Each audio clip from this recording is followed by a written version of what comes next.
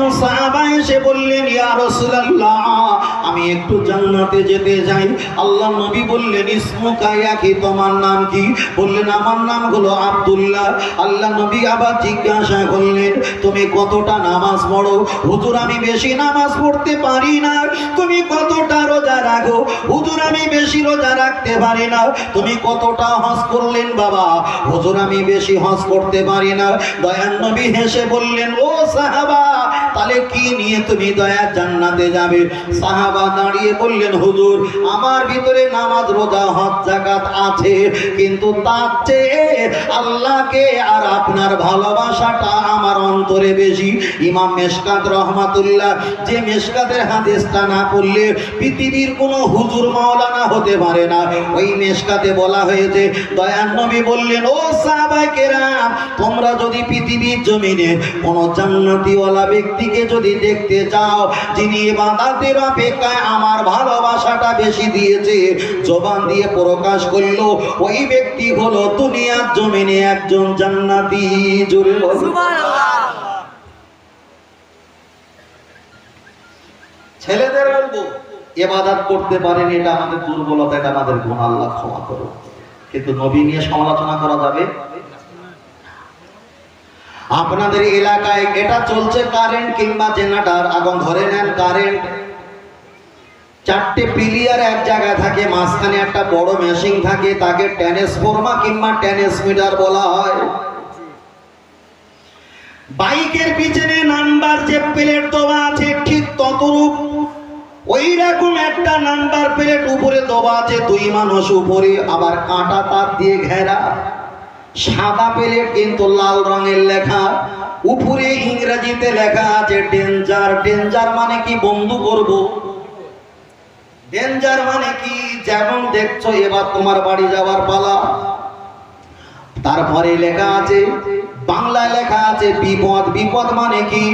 Danger আর বিপদ ওরা ভাই ভাই, একই ব্যাপার, তুমি এখান দিয়ে পালিয়ে যাও। যদি মনে করো আমি ইংলিশ পড়তে পারি না, বাংলা পড়তে পারি না, ওখানে উর্দু কিংবা হিন্দিতে লিখে দেওয়া আছে খাতরা কিংবা মাসিবাত, খাতরা লেখা আছে।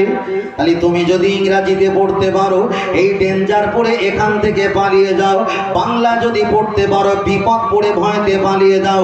যদি হিন্দি উর্দু পড়তে পারো, মুসিবত কিংবা খাতরা বলে লেখা আছে, এই লেখাটা থেকে তুমি পালিয়ে যাও। কেন? ওখানে পাকামো করা যাবে না।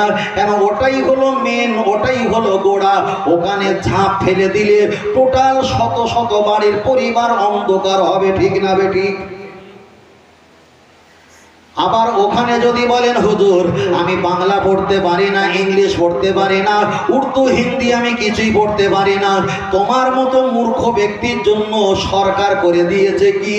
একটা চাঁড়াল কঙ্কালের মাথা দিয়েছে, আর দুটো হাড় এমন ফ্যাশন করে বসিয়ে দিয়েছে, মাঝখানে চাঁড়ালের মাথা বসিয়ে দিয়েছে।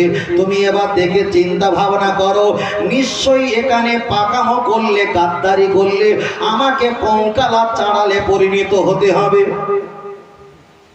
তাহলে এখানে আপনাকে পরিষ্কার হওয়া লাগবে, আল্লাহ নবী হলো তামাম পৃথিবীর ইমান, ইমান, ইমান, ইমান। নবী যাদের কাছে নেই, তাদের ভিতরে মেন পড়ে গেছে, বন্ধ হয়ে গেছে। কেন? নবীর সঙ্গে পাকামো করা চলবে না। চলেন আল্লাহর কোরআন থেকে প্রমাণ দেওয়া যাক। 26 নম্বর পারা, সূরার নাম সূরা হুজরাত। আমার আল্লাহর কোরআন জানিয়ে দিলেন, ফাওকা সাউতিন নাবিয়্যি ওয়ালা তাজহারু লাহু বিল কওলি কাজাহরি বাদিকুম লিবাদিন আনতাহাবা আমালুকুম ওয়া আনতুম লা তাশকুরুন। আল্লাহর কোরআন বিবরণ দিয়েছে, আমার নবীর নামে কোনো ব্যক্তি যদি সমালোচনা করে, নবীর উর্ধে যদি কোনো কাজ করে, নবী নিয়ে যদি খারাপ ছোট বড় মন্তব্য করে, আনতাহাবাতা আমালুকুম, ওই ব্যক্তির যত ঈমান আমল আছে, ওয়া আনতুম লা তাশকুরুন, আমি আল্লাহ ধ্বংস করে দেব। পৃথিবীর কোনো ব্যক্তি তোমরা বুঝতে পারবে না, পারবে না। ওই জন্য রাসূল বলেছেন, ওরা নামাজ পড়বে, তোমরা বুঝতে পারবে না ঈমান আছে কি। ওরা রোজা রাখবে, হজ করবে, তোমরাই মনে করবে ইনি ঈমানদার, কিন্তু রাসূলের সঙ্গে গাদ্দারি করে ওরা আতু হয়ে গেছে বেঈমান। বুঝতে পারছেন বাবু ভাই, নানু ভাই, বুঝতে পারছেন? আমি ধীরে ধীরে বলছি আপনাদের কাছে। আল্লাহ, খুব মুসিবত।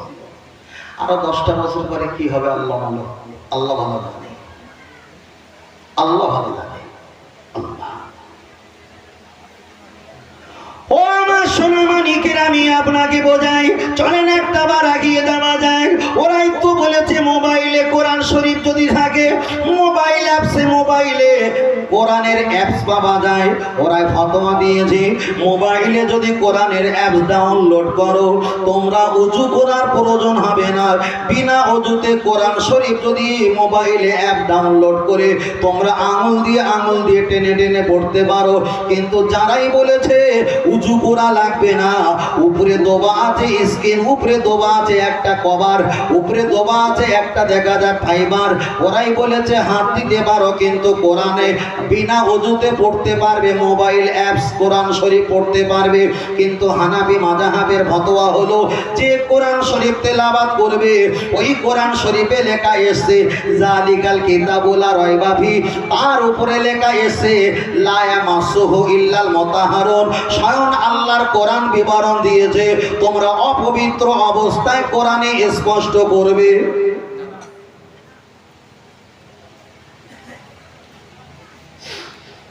তাহলে ওদের ফতোয়াটা কি ছিল? কোরআন শরীফ তোমরা অ্যাপস ডাউনলোড করে পড়তে পারো, উযু করা দরকার নেই। আল্লাহর ফতোয়া হলো কি লা ইয়ামাসসুহু ইল্লাল মুতাহহারুন, তোমার উযু নেই কিন্তু কোরআনে হাত দিতে পারবে না।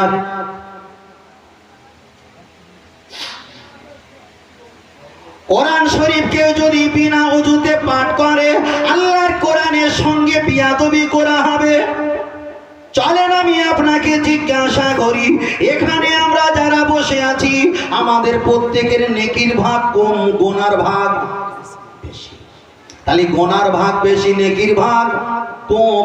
এবার একটা বার বলবেন বিয়াদব ভালো না গুনাহগার ভালো? পিছন থেকে আওয়াজ দিয়ে বলেন গুনাহগার ভালো না বিয়াদব ভালো? বলবেন হুজুর কিছুই বলবো না, আপনি বলেন না। বিষয়টা এমন নয়। গুনাহওয়ালা আল্লাহর কাছে বান্দাটা ভালো না বিয়াদবওয়ালা বান্দা আল্লাহর কাছে ভালো?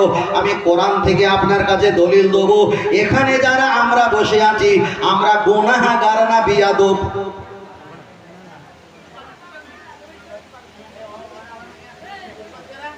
ব্যাপারটা কি আমি বুঝতে পারছি না।